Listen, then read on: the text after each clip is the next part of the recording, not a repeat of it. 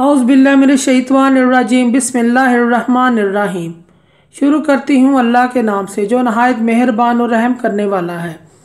मोअज़्ज़िज़ सामीन कराम, अस्सलामु अलैकुम रहमतुल्लाहि व बरकातुहू। उम्मीद है आप खैरियत से होंगे। अल्लाह पाक आपकी तमाम जायज़ हाजात को पूरा करे। अल्लाह पाक आपकी मुश्किलात का हल फरमाए, आमीन। आज हम बात करेंगे ख्वाब में डूबने के हवाले से। इसकी मुख्तलिफ सूरतें हैं और मुख्तलिफ ताबीरें हैं जो इस वीडियो में बयान की जाएंगी। अगर आपने इस चैनल को लाइक और सब्सक्राइब नहीं किया तो कर दें, घंटी के बटन को भी दबा दें ताकि आपको आने वाली वीडियो का नोटिफिकेशन मिल सके। आज का हमारा मौजू है ख्वाब में डूबने के हवाले से।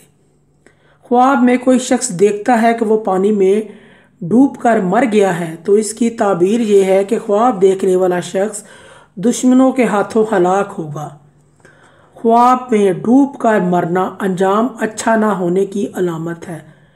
ख्वाब में डूब कर मरना बहुत ज़्यादा गुनहगार होने से ताबीर है। ऐसे शख्स को तौबा और इस्तिग़फ़ार करना चाहिए और सदका और खैरात करना चाहिए। ख्वाब में पानी में डूबना और ज़िंदा बाहर आ जाना ताबीर यह है कि इस शख्स का दुनिया से दिल उठ जाएगा।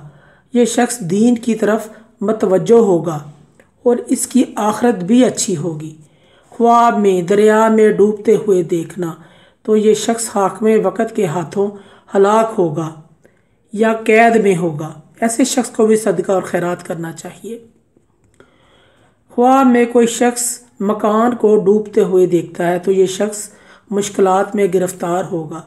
रंजो गम मुसीबत इसके सर पर आएगी। ऐसे शख्स को सदका करना चाहिए। सदका और खैरात मुसीबत को वक़्त पर टाल देता है। ख्वाब में बहरी जहाज़ को डूबते हुए देखना यह ख्वाब बाइस परेशानी है। ख्वाब देखने वाले को सदका करना चाहिए। ख्वाब में समुंदर में डूबने के बाद पानी में तैरना तो दलील है कि यह शख्स दुनिया की माल और दौलत हासिल करेगा, नेमतें हासिल करेगा।